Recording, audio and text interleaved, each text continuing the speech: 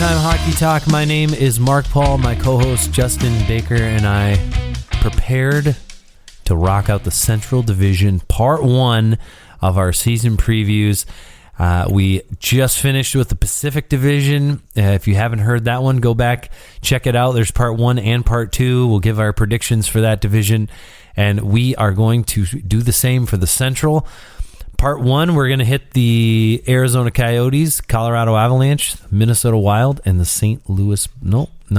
Just totally messed that up. Skipped the whole team.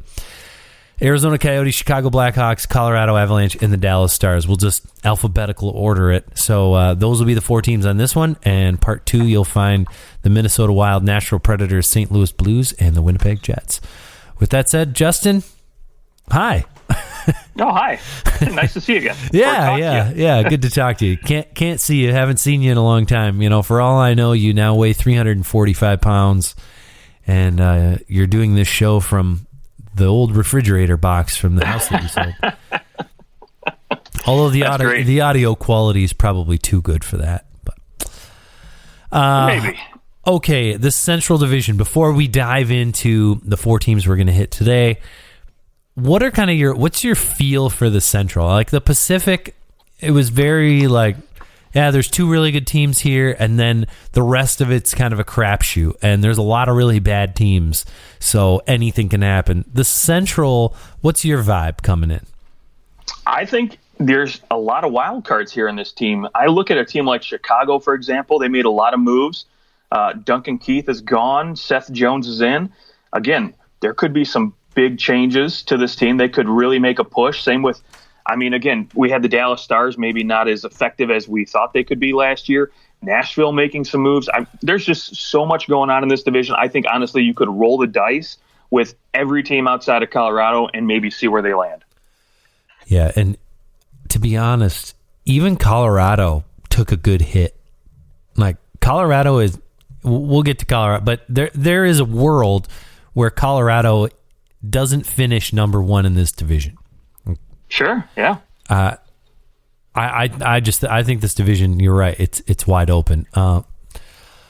Let's start with the Arizona Coyotes, mostly because I think that they did the most. Like, nobody sent out more players, nobody brought in more players in the Central Division than the Arizona Coyotes. They made some moves. They're no longer the same team that they were last season. In a nutshell, we'll talk about players that left. Darcy Kemper goes to Colorado. Antti Ranta goes to went to New York, right? No, he didn't. Where did he go? I'm blanking. Yeah. You wouldn't go to New York. That's weird. That just no. He went to Carolina. I'm sorry. That's right. Yeah. Okay. Yeah, all right. Him and James Reimer. James Reimer did not go to Carolina. That's a lie. I'm sorry. He left Carolina. He went to San Jose. Sorry. I'm sorry. We're just gonna stop doing the show because we don't know anything about hockey.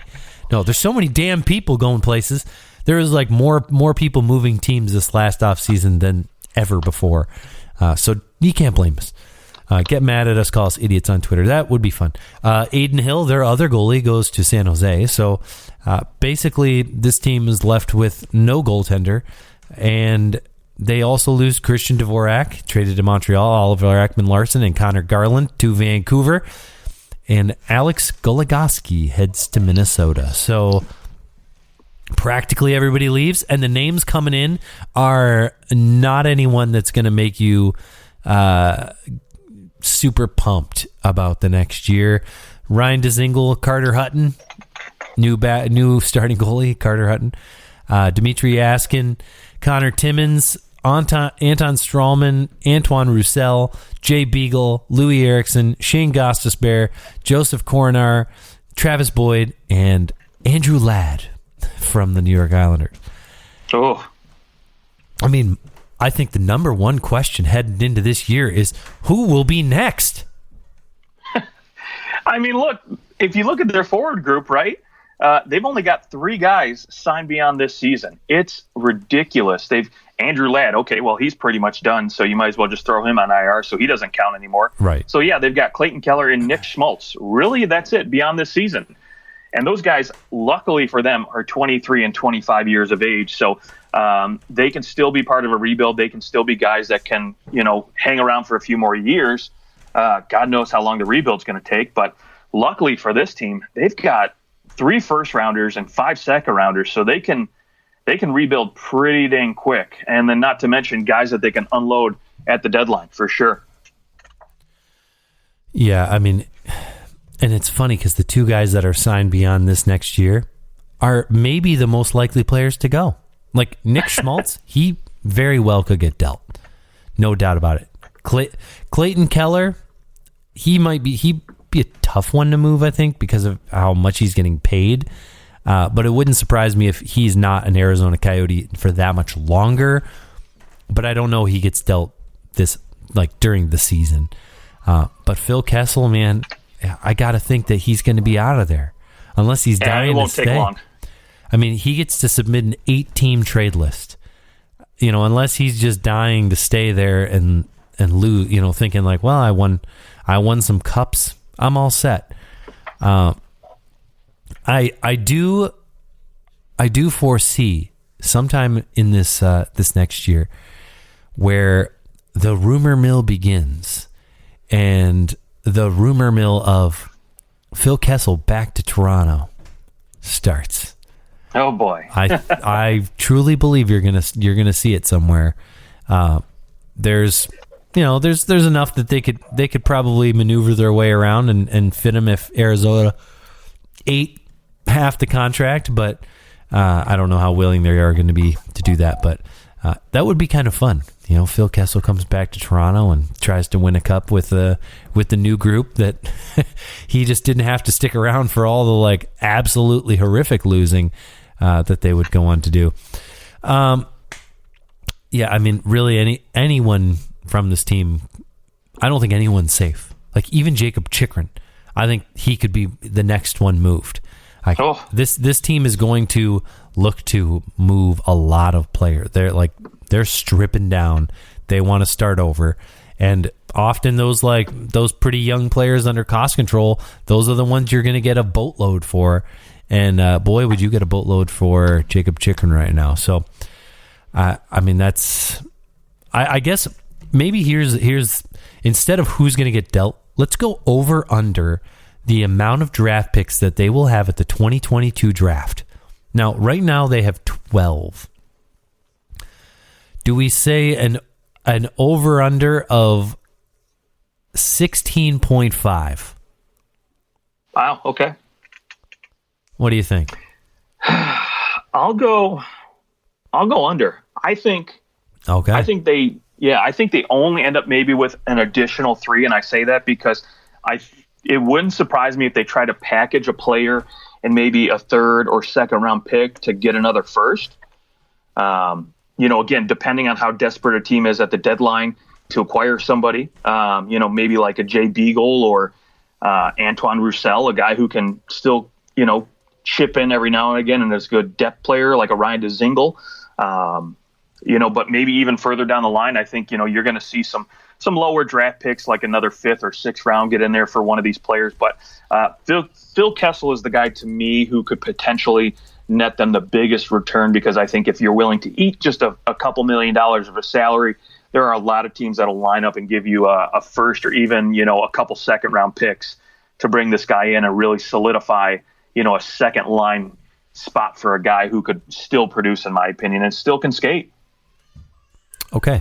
I'm going with over. I think they're going to have maybe. Now, I would think that some of it they'll try and get it towards the next year too. Package and try to get some picks in 2023 and 2024. But I'm going over 16.5 for that year. I think that they're looking at the top of that draft and hoping that they can probably hit on a few of those. My last thought, $1.5 million to go towards goaltending. I was doing my darndest to figure out the last time a team had $1.5 million towards their goaltending. And it's probably been I mean, you got to be talking somewhere in the early 90s when, the league max was like 300,000. That of 1.5 million to your goaltending in total is unbelievable. I just wanted to point that out. Let's move on to the Chicago Blackhawks. The Blackhawks add Tyler Johnson, Marc-Andre Fleury, Seth Jones, his brother Caleb, and Juki Harju. I feel like I said that right? Who knows? Jujahr. No, you're good enough. We'll go with that. No. You tell me, what is it? Juki Harju. Okay, there we go. They lose Nikita Zadorov, Brent Seabrook, Adam Boqvist, and Duncan Keith. Adam Boqvist, of course, the key component of the Seth Jones deal. This Blackhawks team is apparently going for it. Last season, both Kane and Taves were pissed at the direction that the Blackhawks took, and kind of letting players go and coming into the season with lesser goaltending, we'll say. How much will Marc-Andre Fleury and Seth Jones elevate this Blackhawks team in the standings? Like, they're obviously trying to make a push. Is this a push to get into the playoffs? Is this a push because they think that these players will help them to win a Stanley Cup? Like, where are we at with this Blackhawks team? Yeah, let's be honest here, too. They've got a team now, not only that is got a number one goaltender and a number one defender, but they've also got their number one center back, right? A lot of teams don't have that luxury of getting one, if not all three of those positions basically filled for a whole new season. So you bring in Jonathan Taves back off that injured-riddled season last year. So he's healthy. He's ready to go from what I understand.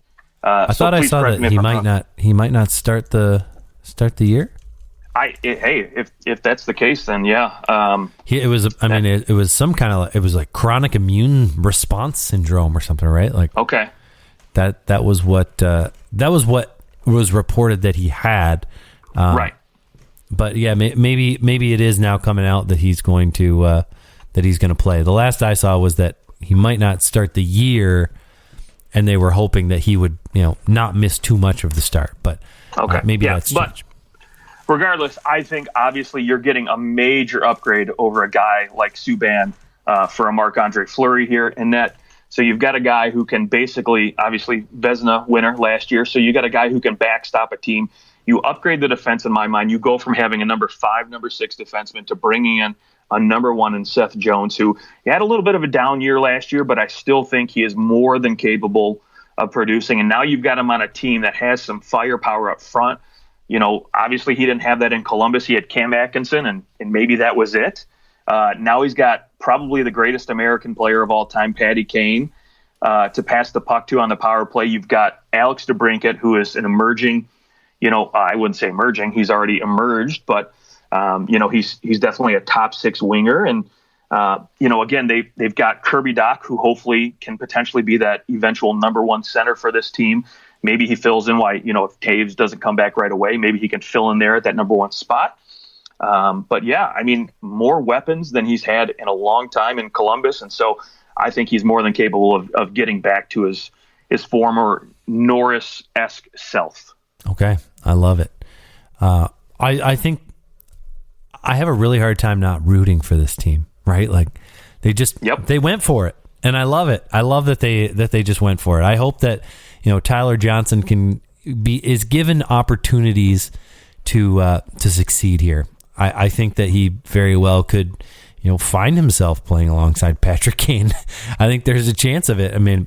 Maybe it's Kirby Dach, but I think there's a chance. Maybe he gets that opportunity to move up in the lineup and make a big impact. So it would be fun to see Tyler Johnson doing well again. Not being the 4th line center.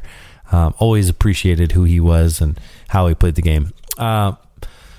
Marc-Andre Fleury. Is he going to win the Vezina a second year in a row? What do you think? Maybe not. I think, again, he had the ability to get some rest. I think last year with Leonard back there to to relieve him in those stretches where maybe he was playing a lot of back-to-backs. Yeah, but Lankinen was great. I mean, he was good. He wasn't great. Is he Robin Leonard? No, not at all. So no, sure. But I mean, he played 37 games. I mean, that's probably too many for Lankinen. I mean, if you've got him down in the 25 games and Marc-Andre Fleury's posting up 55 games in the season, I think that you're in a pretty good shape for both of those goalies to be able to be at their best. Yeah, I mean, I can't disagree with you there. I think that's an ideal situation for both of these guys. But again, I mean, at 36 years old, Marc-Andre Fleury has basically won everything now. He's got the Vezina, but I still think he wants to go out and prove that he's still capable. I think he might feel a little slighted by the way he was kind of exited from Vegas. You think he might feel a little slighted? Yeah, mildly slighted. So maybe he's got that chip and he plays at a whole nother level we just didn't see in Vegas before. And yeah, I mean, it's a realistic possibility because I do think this is a team that's going to compete in the Central. Obviously, he's going to have a lot more tough teams than he did when he was playing in Vegas. I think the competition in this division is a lot stronger. So maybe it's just going to be harder for him to get as many wins and post some incredible numbers like he's done. But I still think he's a top tier number one goaltender. It's funny that that last year was his best year of his entire career.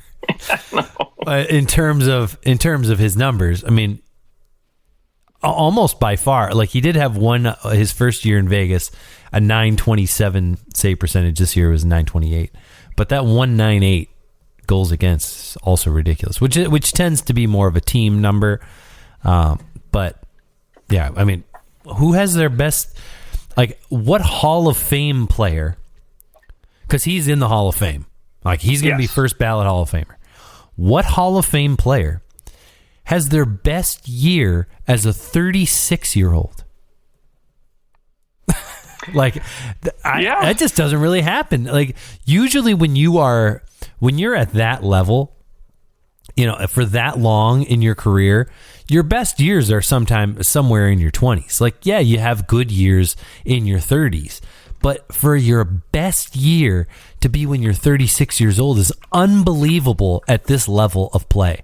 Like, this isn't a guy who's been really good since he was 28, and now at 36 he had like a really crazy year. Like, this guy's been in the NHL since he was like his first year, 03-04. He was drafted in 2002, 3.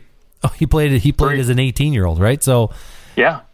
I mean, that's just unbelievable to have in your 18th season in the NHL, you go and you have your best year. That's madness. I wonder if it's ever happened before.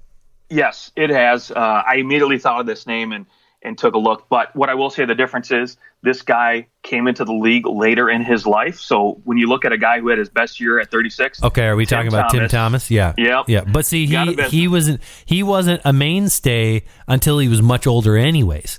Right. So he was 31. So you think like the wear and tear in his body's maybe a little less. Absolutely. That would be, some of the thought. But for a guy, that's what, like Tim Thomas, really great years, not a Hall of Fame goalie. Marc-Andre Fleury, first ballot Hall of Famer. Like, this guy has always been very, very, very good. Like, even in his worst years, he was still pretty darn good. And really, his worst years came in years where, like, the Penguins weren't good anyways. Right. So you almost have to just kind of like, he was just kind of warming up. and for the way, I mean, he is, it's funny because he's definitely not, like, he's not looked upon the same way that people looked at Martin Brodeur or Patrick Waugh, Dominic Hasek, Ed Belfour even. But he's just as good as almost all those guys. Like, in terms of his numbers and what he's been able to do, the cups that he's won, I mean, he is on Patrick Waugh's level in terms of the era that he plays in. He's on the same level, but he will never get the same kind of love that Patrick Waugh got. Never. No. Despite being, again, a first ballot Hall of Famer. Maybe that's just personality or I don't know, but And because he played for such good teams. Yeah, what I will say, yes, it was personality, but with Marc-Andre Fleury, he was never the best guy on the team, right? When Brodeur was always the best guy on his team. Patrick Waugh, yeah, he was the best guy on his team. Niedermeyer was also a Hall of Famer, and so was Scott Stevens. Well, I'll give you that too, but yes, it was always Brodeur. Crosby took the limelight, and Malkin took the limelight. Yeah, you got two other Hall of Famers, but all those other goalies played with Hall of Famers. Like Patrick Waugh played with Joe Sakic, in when he was in Colorado. He played with some pretty great players in Montreal too when he was there. So you don't just get away with playing, but he didn't play with Gretzky, I guess is maybe what you're saying. He didn't play with Mario Lemieux, the other best players of that era. But anyways, okay, let's move on here from the Blackhawks and let's go to the Colorado Avalanche. They lose Philip Grubauer, add Darcy Kemper. They lose Donskoy, Brandon Saad, Ryan Graves, and Connor Timmins, and they substitute those guys in with Ryan Murray and Darren Helm. So let's start it off. The first big question, the goaltending. They lose a Vezina Trophy candidate, and they bring in a guy who's been pretty good. But he kind of has kind of come into his own the last couple years. He's only played more than 30 games one time since 14-15. He played 55 games in 18-19, and pretty darn good goalie playing on a really bad team. Does this translate? Yeah, that's the question mark, right? Because those Minnesota teams were mediocre at best. When he went to LA, they weren't any good there. And when he went to Arizona, they weren't any good there either, right? So they were competitive, but again, they weren't playoff teams. They weren't expected to go to the Stanley Cup. None of these teams were expected to be, Stanley Cup contenders. And so now he's in a whole new situation, right? He's got a team in front of him that can actually score a ton of goals if needed. So, yeah, I think there's maybe a little less pressure to be really good in net as there maybe was in Arizona, because he was basically the only way they were going to win games. That's a good point. That's a very good point. Yes. But what I will say on the flip side of that, he's in a contract year, right?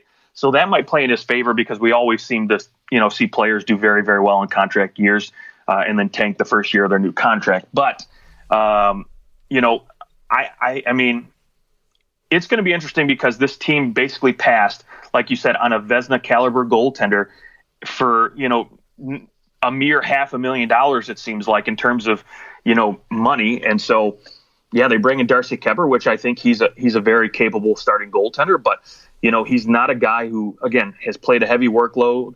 Pavel Francouz, I don't really think he's anything more than just a backup, not even a 1B in my opinion. So, anything more than 25 games, I'm a little worried for him. I mean, he played 34 last year, and he looked pretty darn good.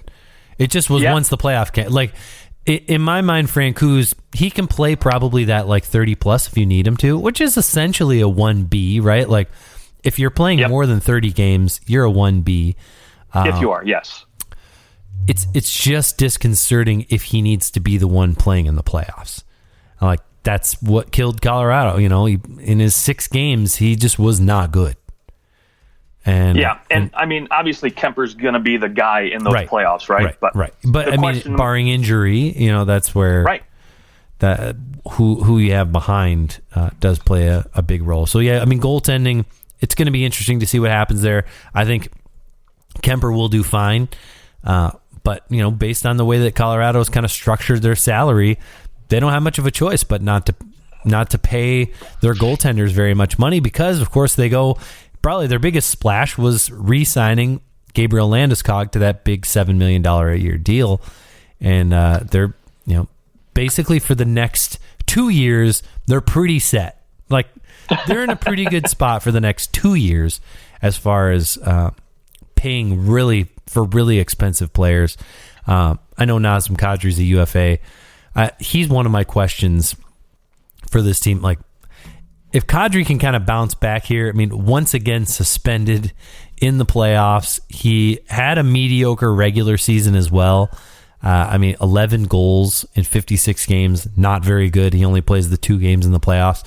Actually, the year before, in 1920, in the bubble, he had a fantastic playoffs.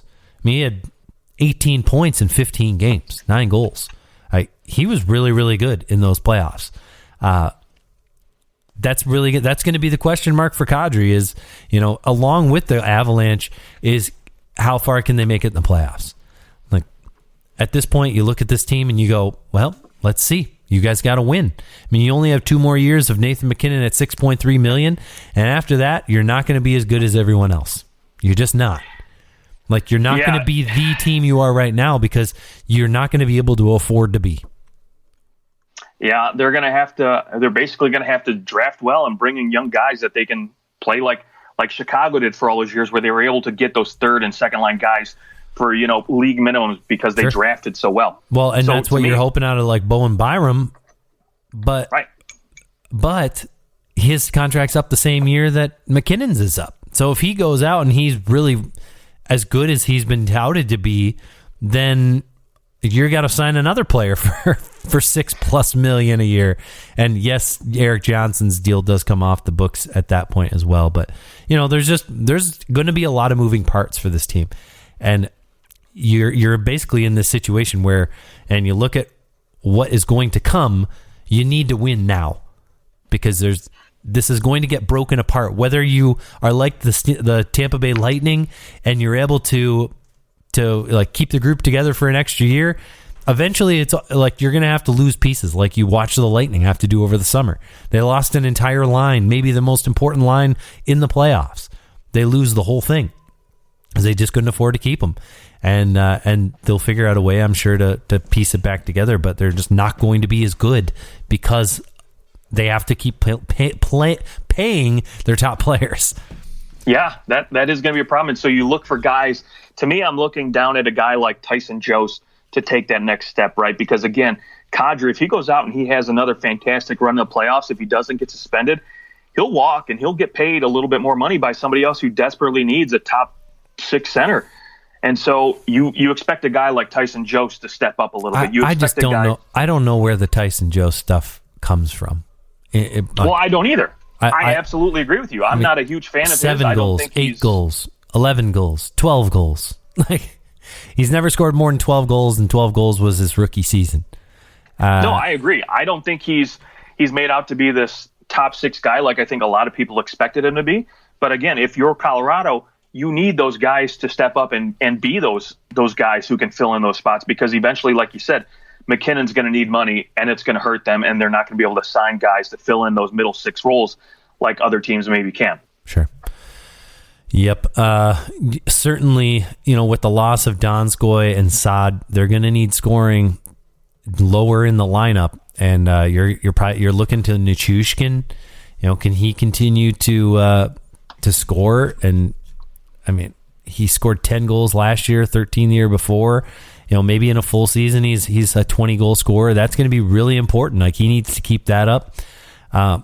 This team, from a forward standpoint, is in a very similar situation to Edmonton, right? Like, desperate to find scoring anywhere that you can. And I'd say I like Edmonton's forward group better than Colorado's at this point. Wow. So now, hey, because what? We're going Nathan MacKinnon, Connor McDavid. Who am I taking? McDavid. Then what are we saying? Rantanen and Draisaitl. I'm taking Draisaitl.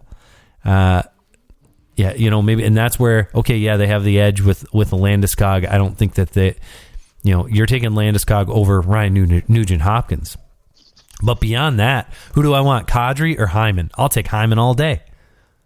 Do you want Burakovsky or like a Warren Fogle? I'll take Burakovsky at that point. Yeah, yeah.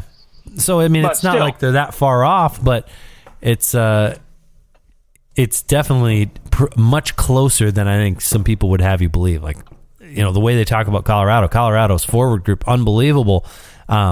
It's probably more driven from the back end with Cale Makar, Samuel Girard, Devin Taves, and what they hope Bowen Byram to be. That back end stirs the drink a lot more than maybe we expect.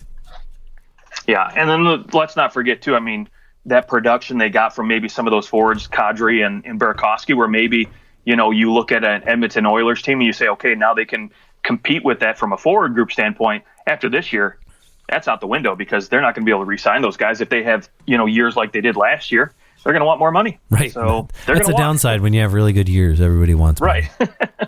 Even when they don't have good years, they want money. Damn it. Everybody wants their money. I get it. So I would want my money too. Speaking of which, you can go to givemarkpaulmoney.com. Donations start at $1,000 a month. It's a good subscription. I love it.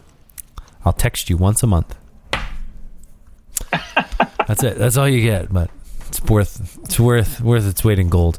I wonder if that website's real. It's not. Okay, let's go on to the Dallas Stars, our last team of Part 1 of the Central Division. This Dallas Stars team had a lot of injuries last year. Seguin, Hintz, Radulov. What are you going to do when those guys go down? They almost found their way into the playoffs. They just couldn't bring it all together. They couldn't seem to win that game in the end, like where it was like, oh, they just need to win this one and then they'll be in a great position, and they just wouldn't win it. Seguin came back probably a little bit too late. Everyone appears to be healthy. The question will be, outside of Ben Bishop, of course, but they've got, every goalie, Anton Khudobin, Braden Holtby, also Jake Ottinger, who played pretty well for them when called upon, their future goalie, or goalie of the future. Can this team stay healthy? That's, to me, the biggest question mark. Like, they've got to be doing something where guys seem to constantly be getting hurt. Can they stay healthy? Yeah, that's the big question mark, right? And I think for me, the other big question mark is, can you still get the same kind of production that you got last year out of some of these guys? Because I think looking at some of these players, like a Rupe Hintz, a Joe Pavelski, maybe these guys played a little bit better than I expected them to play. Especially Joe Pa. I was not expecting him to pop over 25 goals and put up 51 points and lead this team in basically every area. It's because there was nobody else to do it. I mean, he got a lot of opportunity. Absolutely. So now that everybody's healthy, are you going to get some decent production out of him? Because now that his minutes are going to be limited a little bit more. He played 19 minutes last year, which is, those are top line minutes. It's probably too many minutes. It's too many minutes for him, and his production was actually harmed because of playing too much, like being put into too many situations. So then you're not in the best position to always go out and score. You're having to hold back a little bit.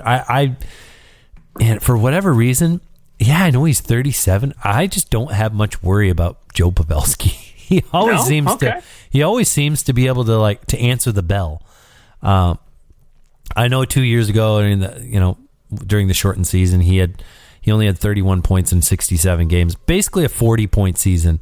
I'm not expecting a point per game, out of him. I think that you're somewhere in the 45 to 50 point range for him over the course of an 82 game season, and that would be a great year for him. I don't think you'd have any problem with a 50 point.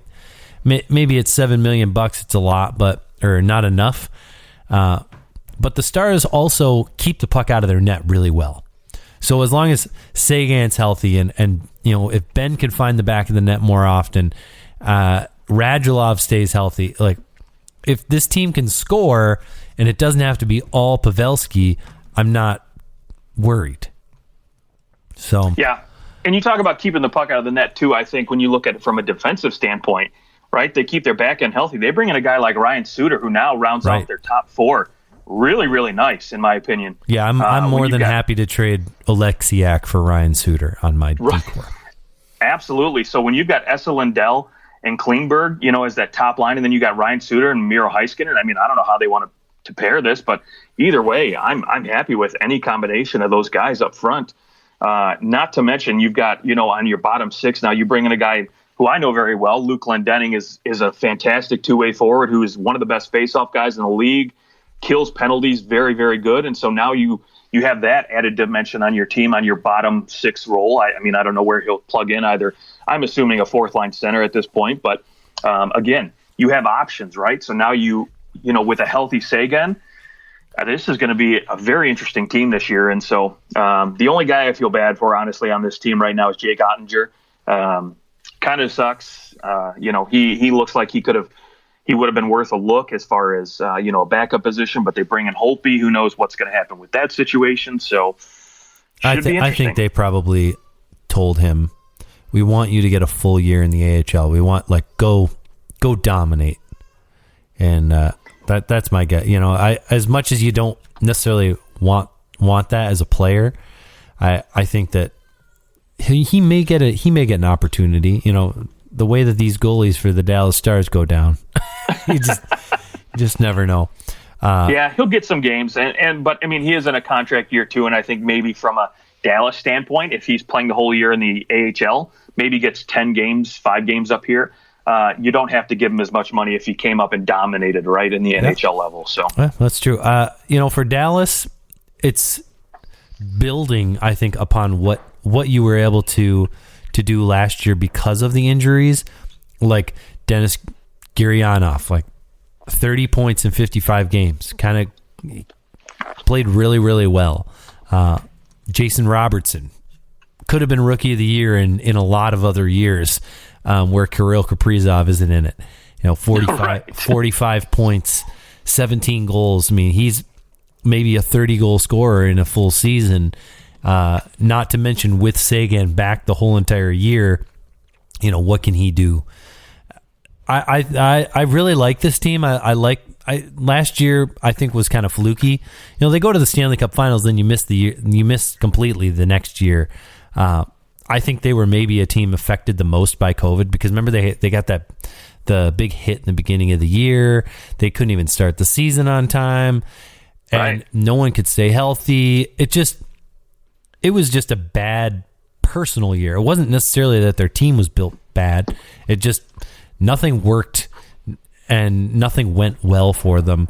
And I think that they've set themselves up and not panicked. And they, bring in Ryan Suter. I think he can still go out and play 25 minutes a night and be incredible for you. I look at this. I really like what they were able to do. Bringing in Glenn Denning is a nice piece as well. Of course, losing Jason Dickinson hurts, but he's a third line center. You can figure that out with a healthy Sagan. You're much less worried, and this team chugs out two-way forwards like it's nobody's business anyway. So I don't think that they're as worried about losing Dickinson. So. One other question. Will Ty Dellandrea become a full-time Dallas Star? That's a huge boost to what this team could do because, last year, he came up, played 26 games. He had 5 points, but 13th overall pick, 21 years old. If he can make the team and actually play some significant minutes, maybe that's somebody who can help you fill in your top 9 on the wing there. And it's always nice when you have one of your first round picks come up and make the team. I think he's probably the most likely guy that is on their non-roster right now to actually make the NHL squad. I think that he could fit nicely with this team as he did towards the end of the year last year. Beautiful. Yeah, I love it. This team is going to be definitely a wild card for me. I think there's so many interesting pieces on this team that, again, Sagan, Ben, Suter, there's just so many variables that I think this team is definitely going to surprise people. Yeah, the other thing is, if this just doesn't go well again, you can trade Joe Pavelski. Yep. He gets to submit a 3-team trade list, so you're not going to have many options. You could trade Radulov. He's a free agent at the end of the year too. Michael Raffle, Blake Como, and John Klingberg. If these guys don't want to come back, you certainly want to get something for them. My guess is that not all 3 of them come back. So, and not to mention Braden Holtby. So there are some pieces that they could move at the deadline as well if they are in a bad spot, which I don't expect them to be in a position where they're going, we need to sell the farm, get rid of everyone. Right. So, okay, well, there's the first 4 teams of the Central Division preview. Stay tuned for part 2. Look out for that, and you'll find us on Twitter at OT Hockey Talk. We will talk to you guys soon. Justin, have yourself a great evening. You as well, Mark.